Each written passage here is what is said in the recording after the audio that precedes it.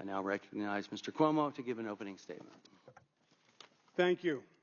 First, to the families of the victims here today and across the country, I am sorry for your loss, and I believe you are owed an apology because this country should have done better. There is no reason why we lost 1.2 million people, more than any country on the globe, when we have the most sophisticated medical system.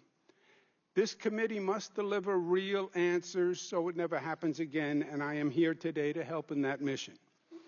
As you know, New York was hit first and worst by COVID through no fault of its own. I did daily briefings, and millions listened in because they because they needed information and guidance. And yes, I often vehemently disagreed with President Trump because from day one, he willfully deceived the American people, denying COVID's very real threat, telling us that it was like the flu, it would go away by Easter, it was a Democratic hoax, use Clorox.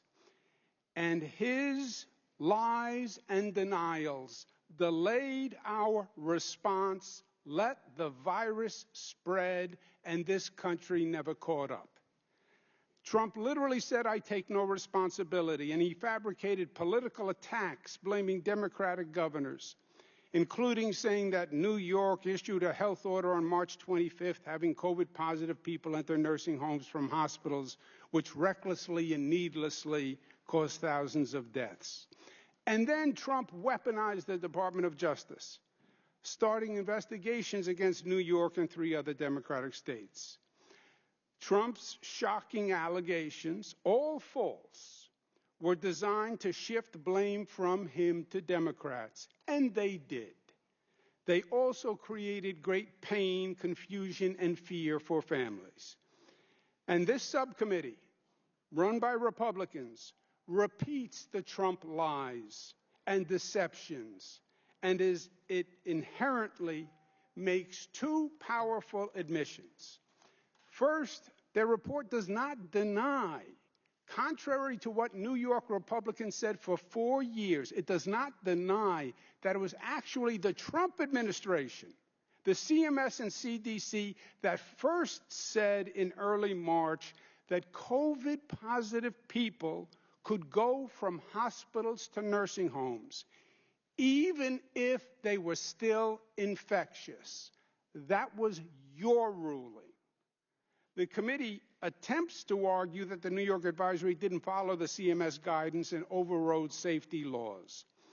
But that has already been investigated by the New York Attorney General, who said you're wrong and who confirmed the March 25th advisory was in total compliance with federal guidelines, and that all New York's nursing home laws remained in effect, period. In addition, the report provides no evidence to support Trump's main allegation, repeated for 3 years, that New York's guidance killed thousands in nursing homes. In fact, the report finds no causality whatsoever, not one death, all hype. Why? Because it never happened. All credible studies now say that COVID came into nursing homes through community spread and infected staff, not hospital admissions or readmissions. Numbers don't lie. 35 states had a higher death rate in nursing homes than New York, including Ohio. Most Republican states actually had a higher death rate in nursing homes than New York in 2020. And that fact damns them and reveals their hypocrisy. But these are all diversions to blame New York and other states for the culpability of the federal response, which was malpractice. There was no preparation, no PPE, no testing, no masks, no science, no leadership. As one Republican governor said about Trump, the general was missing in action, leaving 50 states bidding against each other for scarce medical supplies. It was the COVID Hunger Games. The federal government was nowhere to be found. New Yorkers remember well those traumatic days when the only sound that echoed through the empty streets were the constant sirens from ambulances, when mass graves were being dug on Hart's Island, when bodies were being stored in refrigerated trucks. Our hospital system nearly collapsed, and Trump was threatening to send federal troops to blockade New York so no one could leave. That was the federal response. And yes, New Yorkers were scared, but they were New York tough, and they showed that they responded to government leadership when they believed it was based on facts. In that moment in New York, there were no Democrats and Republicans. There were just New Yorkers helping and relying on each other. They were guided by their better angels. They followed science, took vaccines, wore masks, and acted responsibly, one for another. New Yorkers' heroic actions brought us back from the brink and saved many, many lives. When COVID started in 2020, we had the highest death rate in the country. But at the end of 2021, remarkably, New York had a lower death rate than 30 states. But even with all New Yorkers did, we lost far too many. And I'm sorry for every life lost. In closing, I know this is a political year, and I have testified before many, many congressional committees. But this issue really matters. There will be another pandemic, and they will pull out your report for guidance. I hope it has real answers. God forbid 1.2 million people died in vain. Thank you. Thank you. I now recognize myself for as much time as I may consume for questions, with equal time being afforded to the ranking member of the committee. The question is asked, did the federal government require that the state of New York mandate that its nursing homes admit or readmit residents? The answer is no. Did the federal government mandate that your state issue a directive that prohibited a nursing home from testing an admitted or readmitted resident for COVID-19? The answer is no. In fact, I don't believe I'm aware of any other state besides yours that expressly prohibited a nursing home from testing returning or newly admitted residents. Only in New York. The other states that have been alleged issued similar orders. None were in place as long as New York. So many states reverse course. And I surmise, because it doesn't take a doctor to realize that it was a dangerous, misguided plan. Nevertheless, Governor, you've maintained and testified to us since the pandemic that your directive was based on and consistent with CMS and CDC guidelines. You're a lawyer, so you know the difference between permissive versus prescriptive language, I assume. And the word shall and must, are they permissive or prescriptive? Governor, are the words shall and must permissive or prescriptive? It depends on the context. Okay. Well, those words are right in the directive. This was not advisory or guidance. You have also claimed that the directive followed CMS and CDC guidance. Did you ever speak with anyone at CMS or CDC about the directive beforehand? You'd have to ask the Department of Health had those conversations. So what you're saying is you did not ever speak with anyone at CMS or CDC about the directive beforehand. I'm asking you. I can ask them later, but I spoke to the CMS and CDC about a number of matters. Did you speak to them about the directive beforehand, your directive? I did not speak to them about this directive, to the best of my recollection. Not even after? After the directive, did you speak with them? To the best of my recollection, no. Okay. Nor did they speak with me. Not even to ensure that what you No, they never called. Okay. In fact, no one we interviewed said they consulted with them to ensure the applicable science was being followed. Former White House coronavirus coordinator, Dr. Deborah Birx, she was in charge of all federal guidance in 2020. She testified that your order absolutely violated CMS guidance. Is it your position that Dr. Birx lied? My position is you deceived Dr. Birx. You suggested to Dr. Birx that we did not have transmission-based precautions in place, and that was not true. As you know, the Attorney General conducted this investigation. This is not new news. These charges were made 4 years ago. You then had 3 Department of Justice investigations that reviewed them. You then had an Attorney General's investigation that reviewed them.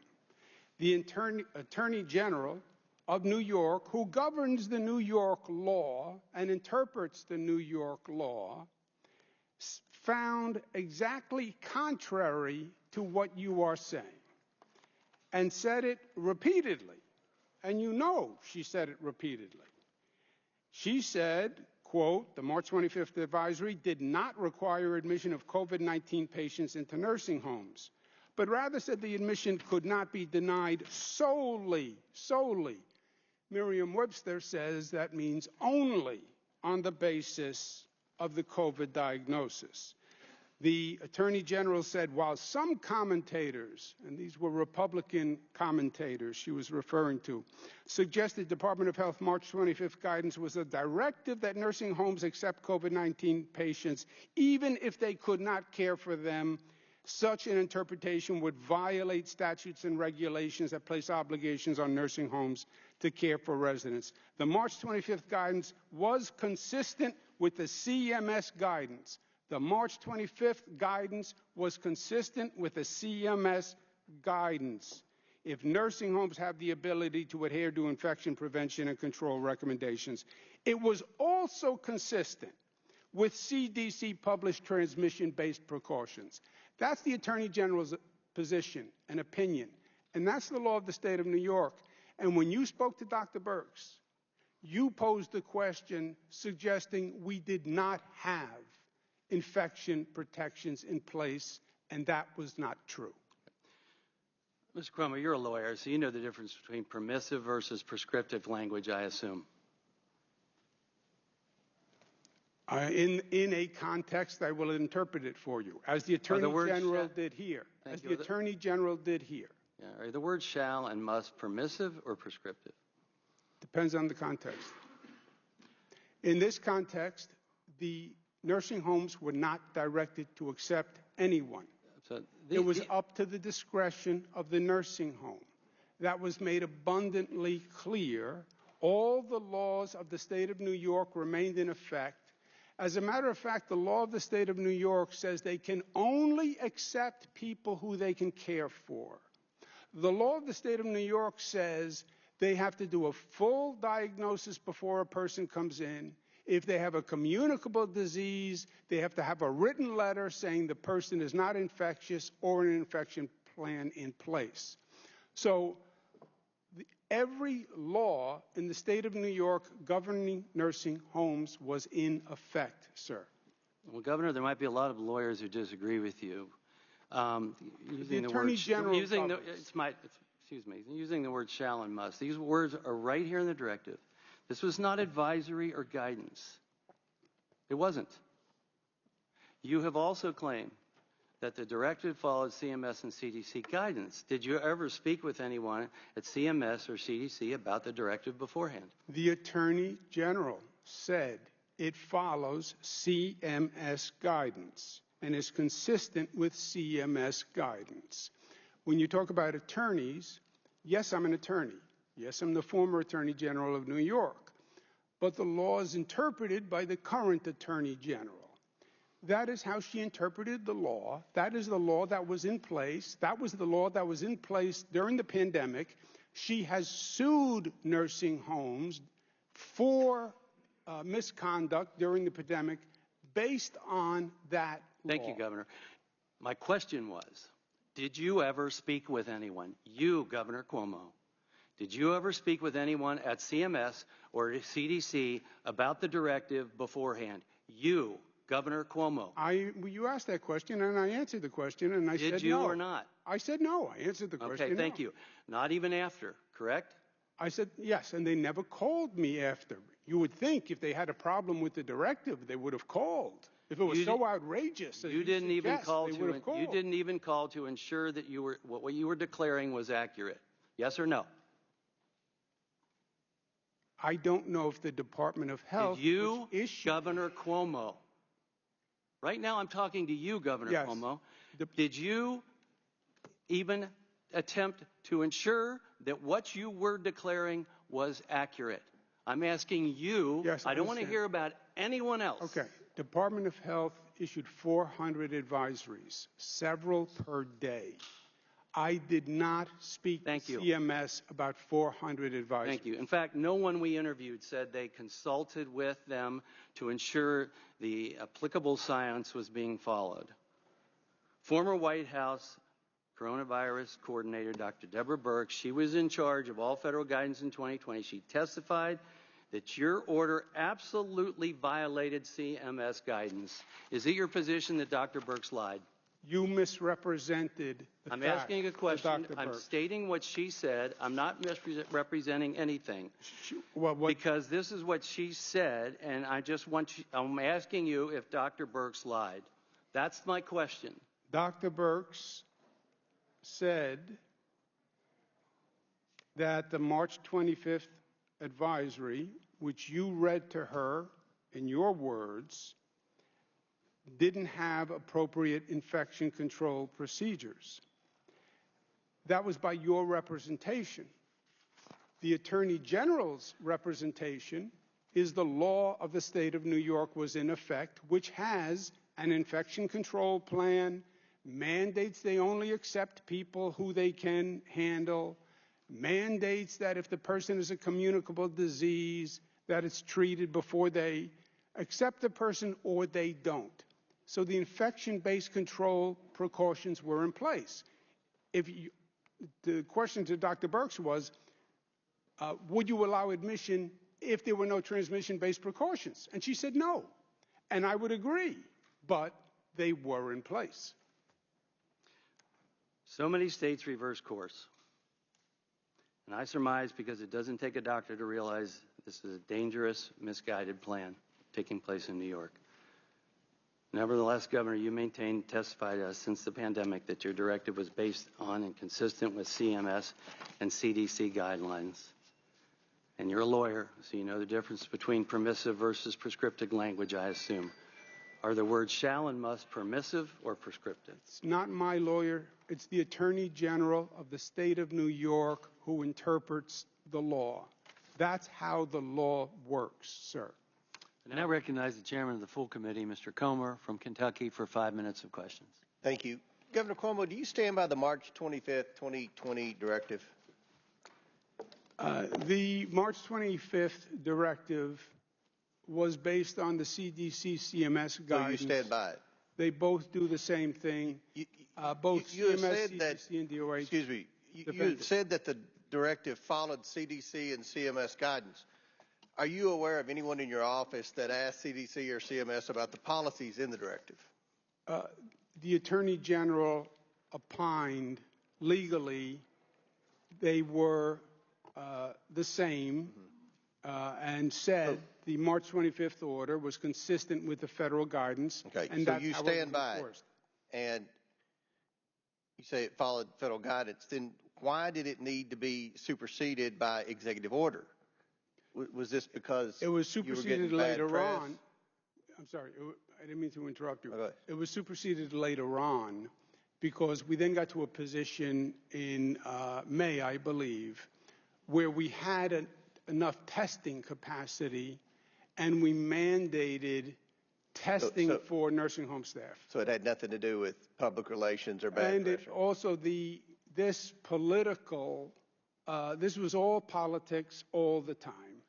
Okay. And it bothered and scared people because they didn't know who to believe. Okay. So on June 7th, 2020, your executive assistant sent this email writing, and I quote, "This is going to be the great debacle in the history books. The longer it lasts, the harder to correct. We have a better argument than we made. Get a report on the facts because this legacy will overwhelm any positive accomplishment. Also, how many COVID people will return to the nursing homes in that period? How many nursing homes? Don't you see how bad this is? Or do we admit error and give up?" Ms. Benton is your executive assistant. I believe she's sitting behind you. Did she write this email on your behalf? Yes. Governor, did you have an email account while you were governor? No. Well, I may have had one, but I didn't use it. Okay. Was there a reason? I haven't used it in years. Did you communicate in other ways with your staff? Text messages or BlackBerry Yes. messages? You did. You just said that you stood by the directive, but this email asked if it was time to admit error and give up. Was the March 25th directive an error? No, this was the last line, sir, was tongue in cheek. Okay. This was an ongoing, raging political debate where the Republicans were saying March 25th caused deaths. So I said, answer it fully. I understand, Governor. You testified that you were not aware of the directive until April 20th, 2020, almost a month after it had been issued. When you were asked about it at a press conference after you learned of the order, did you have any concerns about the directive?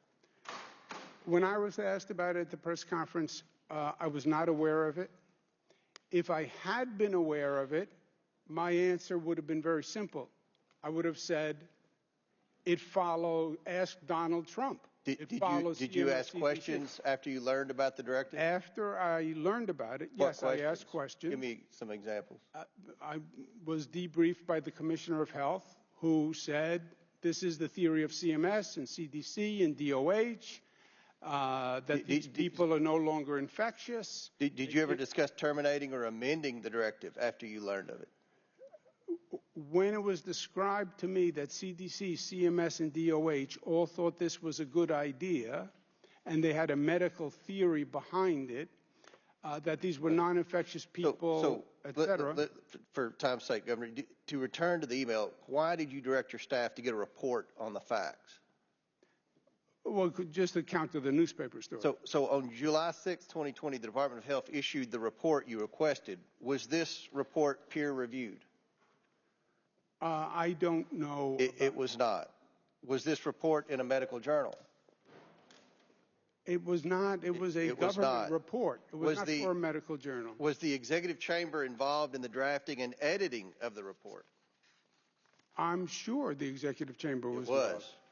So you requested a report on the facts, and you got a report that was not peer-reviewed, not in a medical journal, and drafted and edited by the very body accused of wrongdoing. So, Governor, do you stand by the July 6 report? Sir, this is in real time we're acting.